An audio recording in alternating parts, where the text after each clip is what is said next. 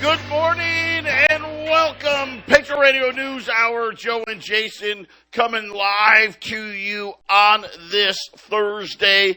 I hope it finds you well out there. Our toll-free number, 800-951-0592. And I'm going to tell you right now, we got so much to talk about. We had GDP revisions that came out, and it was very, very interesting. We'll share with you what those numbers were. We have interest rates on the rise again. Crude oil, while we were asleep, hit $95 a barrel. There's a little profit taking going on, and right now, I'll tell you right now, the problem with the profit taking in oil is now it's profit taking that still puts oil in the 90s and well into the 90s, and it's not going to last as supplies keep plummeting. We've had some strong profit taking. It makes sense, right? With a 10-year note rallying like this, the paper sell-off of gold and silver. I'll tell you, like I told you yesterday, buy all of it you can. I'm sure by now, if you haven't been out online at all, then maybe you haven't seen it. Costco was selling some gold bars, 1 ounce gold bars. Of course, not a great investment when you're buying gold. Cheap, but not a great investment. Sold out in hours. As a matter of fact, less than 2 hours. Their CFO was on saying, yeah, every time we put them up, they sold out. Now, of course, and here's the funny thing. You could only buy two per Costco card. It just tells you there's a lot of people waking up. Unfortunately for them, once gold gets over 5,000, they go to sell those two back. They've got 1099s. Listen, it's really important. When you buy gold, you want to buy it and stay private. I mean, let's face it. Most of you out there want to buy gold privately.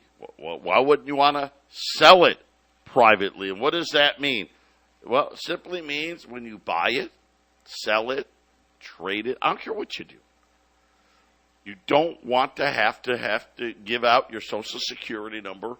You don't want to get 1099. You don't want the government in your business. And when you buy pre-1933 U.S. gold, you get all of that, all of it. You can buy it, sell it, trade it in any quantity, and I'm under no obligation to do anything other than tell you have a nice day. That's a pretty cool thing. A lot of states have even gotten rid of any type of capital gains tax and any of those taxes. But the great thing with old gold, you're on your honor. It's up to you what you decide to tell the government about what you bought it for, what you sold it for, and any of those other things. It's about one of the few things anymore you can actually still do things like that. But our toll-free number is 800-951-0592. Strikes UAW saying, okay, got till tomorrow, got till noon tomorrow, or we're going to be expanding strikes. That's a given. That's going to happen. The government shutdown, no deal so far. We've got until Sunday. And you know how these guys don't like to work on the weekends. And then, of course, I was telling you the other day, Las Vegas, the hospitality workers have overwhelmingly voted for their union to call strikes against hotels in casinos in Vegas. Tens of thousands. They all want, well, what do they want? Well, we want a new contract. We want more money. We want better benefits. We want to be able to live. No deadline yet on when that is going to occur. The only thing that we know is they've authorized their unions to strike if necessary. And I've never seen it. The amount of companies or unions either threatening strikes or actually striking. Maybe when I was young, maybe did this happen in the 70s? I don't know. But I've never, at least in the last 20, 30 years, I've never seen this many. It seems like every union out there is either, hey, we're either getting a better deal or we're threatening strikes or, Jason, we're going on strike. Inflation. If this wouldn't happen if it wasn't for the inflation. These people need the money. People, when things get tight, they do everything they can to make their situation better. And in a union, that's what the union's there for. Is, hey, this really sucks for all of us. Let's lock arms and go on strike and demand it. Let's shut down this company if they don't pay us more. And this is just this is what the higher inflation does to the financial world that we live in together, Joe. It just makes everything harder. Everything's more expensive. Everything's harder. You need more time, more money for less. And so, I mean, all the power to whoever, do what you can, right, in this world, Jody, to make it as far as you can. So, we'll see how many. Well, I get the feeling that we might even see more strikes and a higher level of them as we go into 2024. There might be more of this next year. Yeah, it's going to be interesting. We'll see how all of those things play out. We did get those GDP revisions, and it was a doozy. Here's the funny thing. The headline numbers are going to tell you, it's the same. It was the same. We're growing, if you believe these numbers, about 2%. And I want to say first quarter was 2.2, second quarter was 2.1, but it was inside the revisions. They gutted the consumer stuff. I'll give you the update on that. That's very different than what they were saying. And then they increased stuff that isn't sustainable, setting up for things to get uglier as things go on. We'll tell you all about it next.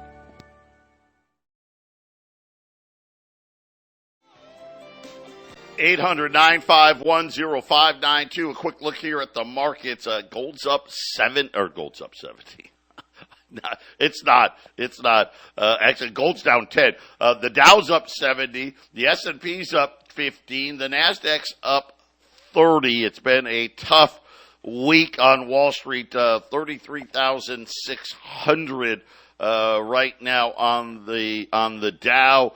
The U.S. 10-year note 466. It approached 470 last night. The crude oil. Listen to this. Crude oil is down 60 cents at $93.10, right? I mean, and it was actually down $1. It's actually come back here. It's been as high as $95 again, inventory levels in Cushing, Oklahoma have all but disappeared. Gold down 10. Silver's flat right now, $22.75. And, when we're sitting here talking about this stuff, I'm telling you right now, you need to get your money out of the bank. I don't know how much more clear we could be. What's going on in Australia, what's going on all over, what's going on right here at home. You think these banks are closing all these thousands and thousands of branches on accident? Or, we just got too many. No. They're getting ready to do exactly what we've been telling you is going to happen, which is, maybe you could do cash withdrawals and cash deposits at a couple of banks, a couple of our branches. If you live in a small town, you probably can't do it at all. And then eventually, one of the banks is just going to be, we're just done with it. Just like they did in Australia. But even worse, you got to remember, the rules are different now. There is no bailout anymore. And unfortunately, because we're gullible and we're stupid and we're uneducated, and really we're not stupid, we're just gullible and uneducated. I mean, that's really the vast majority of the American public. If you watch the Republican debate, you may have got a little more stupid there. Because you know what? When you heard all of these guys talk about the inflation and all that, they were all wrong. Oh, it was Joe Biden. Come on. Yes, government spends recklessly. That has not helped. But inflation is caused by the Fed, period. And yet you didn't hear a single one of them talk about the central bank causing these problems. It tells you what you need to know, because the next big problem is coming. Because what did the banks get the government to do? They got them to write Dodd-Frank. They got them to tell you, see, we fixed too big to fail. Now some puny bank called Silicon Valley, who nobody had ever heard of, goes under, and it was going to take everything down with them. Wait till you see what's coming. You guys, especially those of you who've been listening to me for 20 years, you know that I know what I'm talking about. It's just a matter of when. It's funny how quickly things move. Things have gotten a lot uglier just in the last 10 days. So when I sit there and I tell you about a company like YRefi, or I sit there and talk to you about, you better call my son, you better do it. Listen, neither one of those things gain me anything. But it's going to keep you safe. Having your money out of the bank is going to keep you safe. Having some of your assets not correlated to Wall Street is going to keep you safe. At YRefi, you can get up to 10.25% return. That's not too bad. Pretty damn good. No fees. No attack on your principal if you need your money back early. Right? It doesn't change. It doesn't care. Check them out. InvestYRefi.com. That's the greater good, too. It just tells you we don't need government in our business. InvestYRefi.com. That's the word invest, the letter Y, REFY.com. Or call them at 888-YRefi-24. Remember, you got to have $50,000. That's the minimum. You can use existing IRAs. Some of you can even use a 401k. But you got to call, ask them questions. They'll tell you all about it. 888-YRefi-24. So today, we're going to get Jay Powell. Clown. Right? When people ask me about Donald Trump, and I say to them, I voted for him twice, and if he gets the nomination, I'll probably vote for him again, but I'm not thrilled. Not my favorite guy. Obviously, I'll be honest with you, I didn't like what he did with COVID at all. And the fact that he rehired this ass clown, Jay Powell.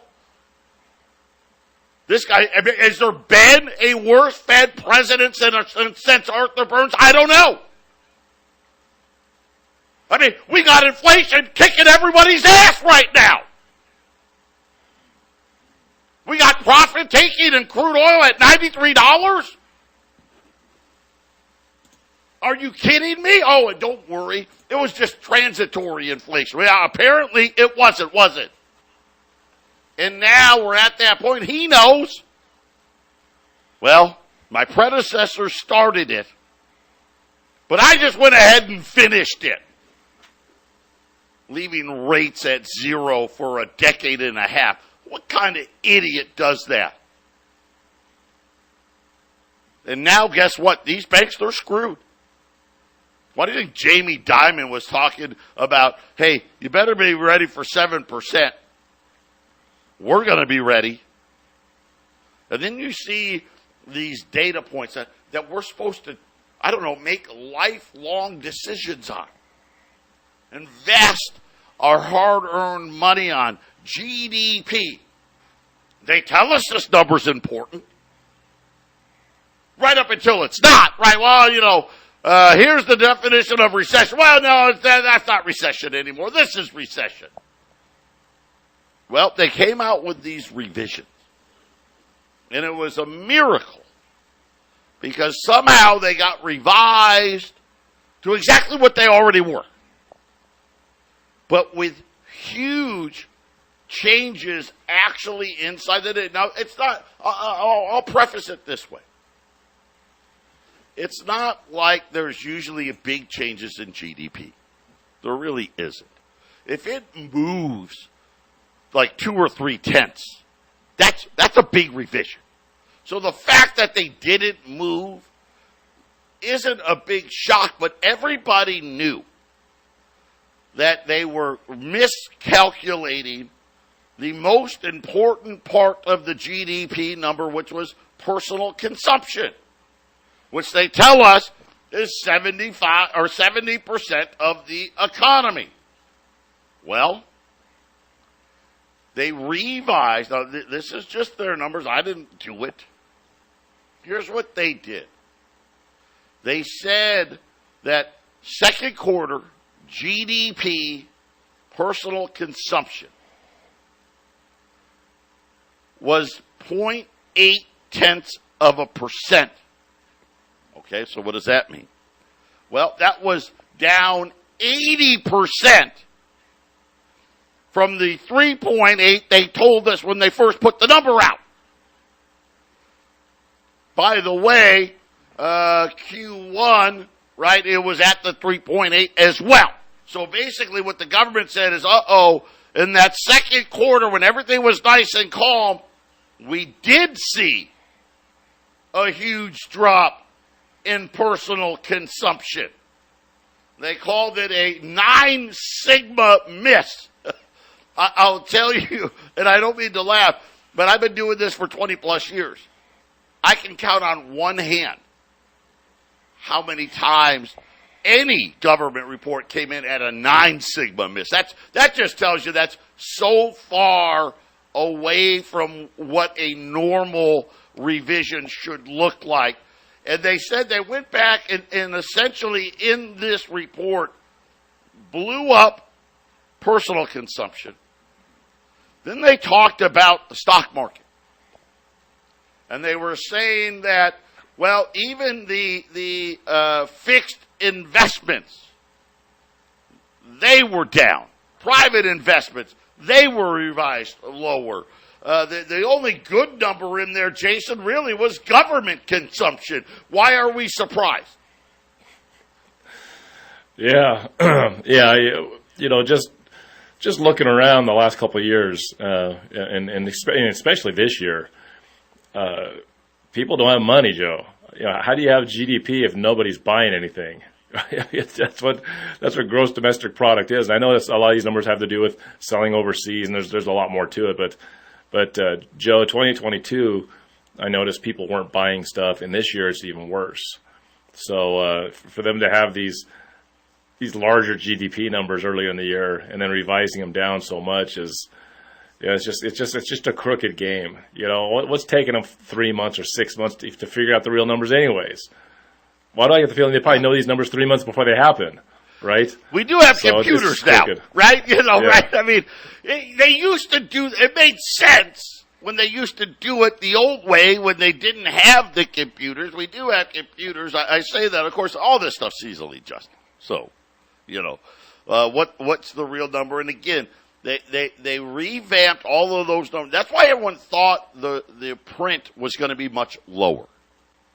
But then they brought up like government spending, inventories, a bunch of nonsense to make it look like it was, well, it's still the same number. It's just, we just put the numbers in the wrong spot.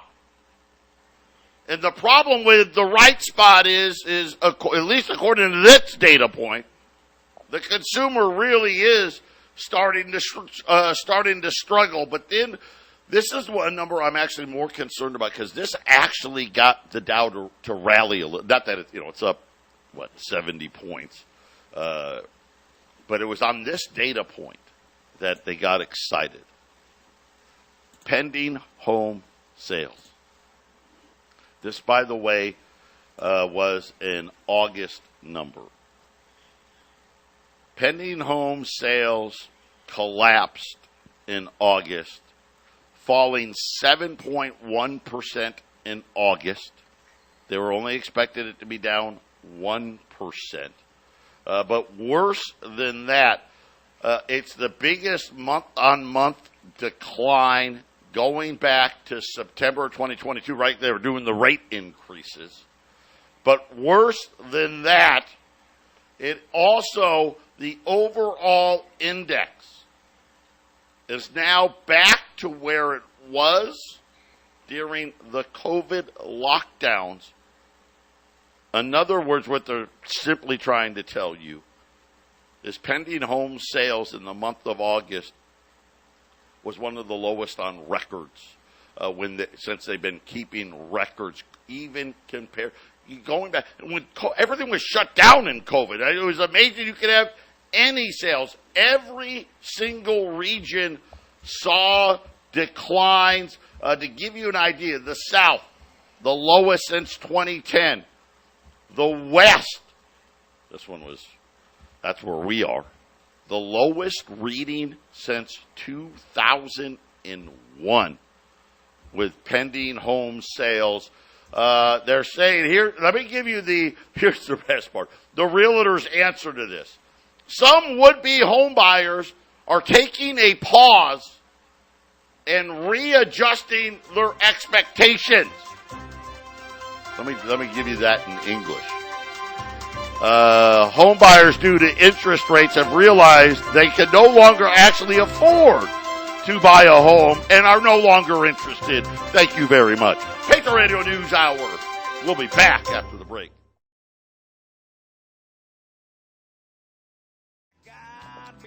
(800-951-0592). Joe and Jason, Patriot Radio News Hour on this Thursday. And I still, the best deal I have, and it's not even close, $5 Indians. 1 through 9, 570, 10 or more, 565. We still got close to 100 of them still left. I'm sure it'll happen again at some point in my 20 years. But this is, at least in my memory anyway, the first time was last week and then this week where we got some $5 Indians for less than $5 Liberties. It just doesn't happen very often, if ever. And normally they carry the huge premiums. And yesterday I told you. So we cornered the market. We made a deliberate move here, something we don't normally do.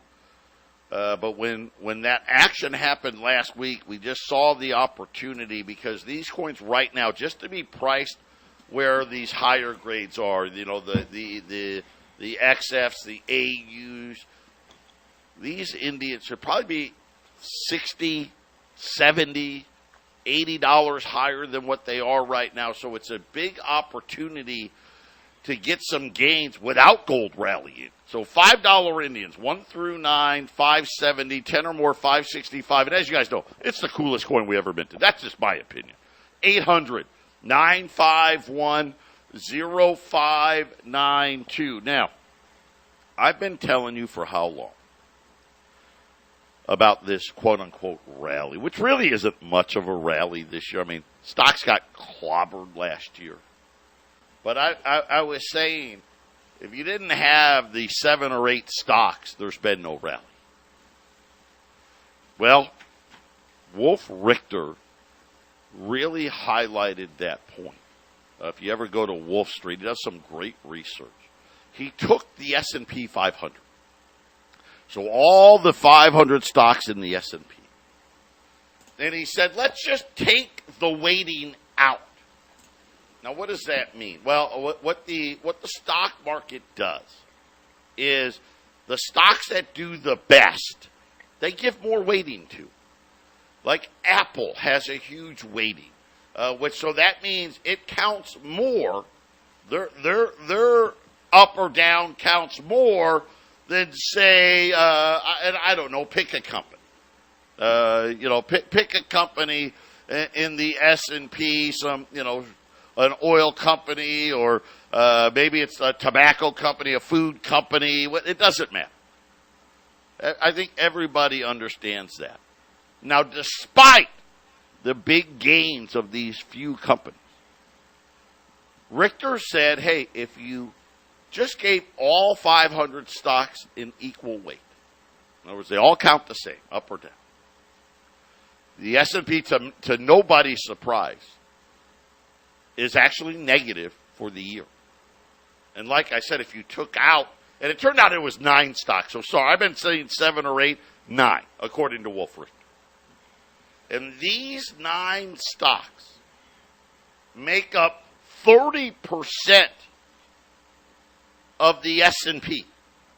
So you think about this, the other 491 stocks, right, they get 70%. These 9 get 30. And if you gave them equal weight, they'd be negative. If you don't have these 9 stocks, you're getting absolutely obliterated. Who are they? Well, the biggest is Apple. By the way, Apple's up 36% year to date. I'll just say this, Apple may be in trouble. I don't know. There was a big article all over the internet today. Their new phone, the iPhone 15, apparently something's wrong because these phones are getting super hot. And people are getting really, really upset because, these phones, when they get hot enough, they just shut off. We'll see. But they're the biggest weight. By the way, all by themselves, Apple's 7% of the S&P 500. They're up 36%. Microsoft, right behind them, 6.5%, up 30%. Amazon, up 45%. Nevada, right, that's your IT chip maker, up 192%. I think I got a stock that may not be going up very much longer. Alphabet, right, that's your Google, up 45%. Tesla, up 119. Meta, that's your Facebook, up 134. Then Berkshire Hathaway, that would be number 8, which is only up 15%. And then, by the way, Alphabet has another class of shares. They got their A shares, their B shares. The B shares is the 9. So I was right. It's still 8 because it's still Alphabet. But they're on here twice. Alphabet, their secondary shares also up 45%. So Jason, as Richter lays out here, these 8 stocks give a very big misrepresentation of what is actually happening in the market. Why is that important? Because it's important because we know that things are already slowing down, adding more stress, which these companies here eventually, right, what happens if NVIDIA goes down and loses, 100%? I mean, it'll still be up. But, right, that's going to be a huge hit. And, of course, all of these companies that need to refinance debt, that's the other big one. But it is amazing when you think about 8 companies are 30% of the S&P 500. And if you don't own them, or you only own, let's just say you didn't own NVIDIA, well, you're probably losing money this year. Yeah, if you want to manipulate a market crash, create it at your own timing, all you have to do is be BlackRock, Vanguard, or State Street and just pull out of a couple of those companies, and there goes your market. BlackRock's making a lot of weird moves, Joe. They're a little different than the big banks, and sure seems like there's going to be some action. And I think that's the easiest way to cause a market crash is those big companies pull a percentage of their stock out of those big companies when they really want this thing to tank. Because let's face it, when those companies go down, the smaller companies are going to go down even harder and faster. And what value is out there for the next business cycle will be scooped up for pennies on the dollar. This is just the way it works. This is why gold and silver has been my favorite way to step to the sidelines of all this monkey business, because it's a commodity, it's a thing. I know there's gold stocks and gold mining stocks and all kinds of different paper ways to buy and sell silver and gold, but as long as there's inflation, we have a central bank, gold and silver will keep going up. Inflation and central banks, Joe, you can't have gold going down in any serious manner unless you get rid of those entities, Joe. The inflation, look how the inflation is going to make gold crazy. 800 800-951-0592. Jason and I, we're coming right back.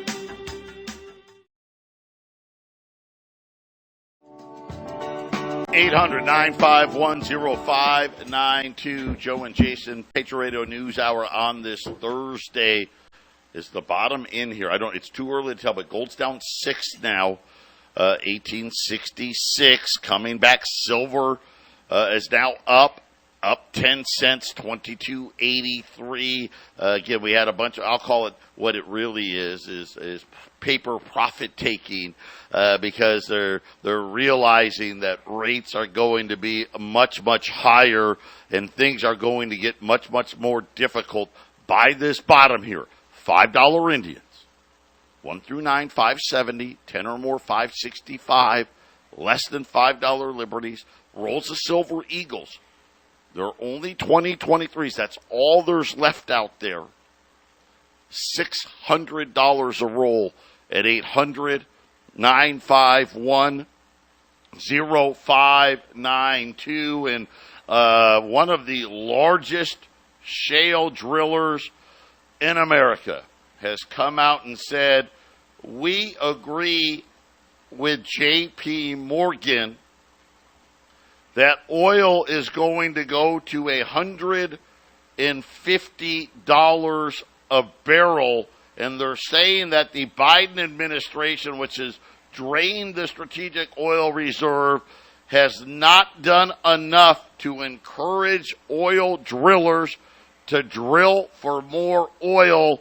The rates higher for longer and all that stuff, that's all sounds well and dandy, but unfortunately, crude oil deficits, and again, when you're talking about where is all of the gain in crude been coming from? Well, it's been coming from the shale, right? The shale drillers, Continental Resources, they're big, really big. They do tons of shale. They got a billionaire, Harold Hamm is their main guy. He's a big billionaire. They say crude oil is headed for $150 a barrel unless the government actually does something to encourage exploration. And Jason, there is no signs that that's going to happen. None at all. Yeah, no matter what happens with the election next year, Biden is president until January of 2025. So if this is the policy that he set, which is to not drill and create oil, just like all the other countries of the world sort of doing the same thing, there's no reason for it to stop going up in price. It's just simple supply and demand. And, I keep going back to that. Those guys that put the bet on the $200 oil, all it takes is one world emergency, and you got $200 a barrel oil, and you have a massive, massive emergency across the whole world. Yeah. Listen, I think, again, for the second year in a row, I think we got real lucky that there's been no big hurricane where it counts, right? That alone would have done it. But listen to what they say. They said that the Permian Basin, which is where we've got all the growth, is getting ready to peak. So Continental is saying, hey, we're kind of at the peak there. We've already peaked in the Bakken region in North Dakota, the Eagle Ford region in Texas, and they say that without new production, you're going to see $120 to $150 a barrel, period. They don't even leave room here. Without new production, this is where it's going to be. Now, remember what I told you the other day, just yesterday. Oil's in the 90s. Rig counts keep falling. Rig counts should be going through the roof right now, and they're not. And of course, Continental's telling you why. Well, we're kind of in the three big growth areas. Two of them were already, the peak already happened. In other words, every day that goes by, we get less oil. And without new production, this is the price you're going to see. There's going to be a shock through the system. Without policies encouraging new drilling, You're going to see more pressure, but yet Joe Biden took his time out to walk the picket line yesterday. And again, you know why these guys are on the picket line? Because they got to pay $4 and $5 a gallon for gasoline, right? They got to pay their power bill. How many times have I said it, Jason? If you want to get rid of a productive society, get rid of cheap energy. That's going to do it. You know, he might have been walking on the picket lines because he wanted to get away from the White House. You know, his dog Commander just bit another Secret Service agent.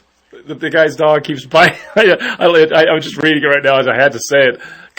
We talked about it a couple of months ago, how his dogs have bitten people 10 times. Well, on Monday, Biden's dog just bit another Secret Service agent. If that was the average American's dog, it'd have been put down already, right? You know, but hey. I wonder if he just has a camera and he likes to view the bitings of his Secret Service agents as humor for him. Because it keeps on happening. Why can't these people stop this at the White House? Maybe it'll be on an episode who rules of our country. Ridiculousness, right? We'll get it on ridiculousness or the funny home videos. Look at President Biden's dog biting everybody. By the way, Continental says they have no plan for any new output. I don't understand. No plans. He's like, I don't care how. I got no plans. Because you know what? The Biden administration is making it too difficult for us. It doesn't make sense to go do it. Here's what he just said. To go and invest and begin producing as much as we can is not how we generate the greatest value. Nope. Sorry. Unless the government wants to change their policies, we're not interested. Thank you very much. 800-951-0592. Final segment coming up.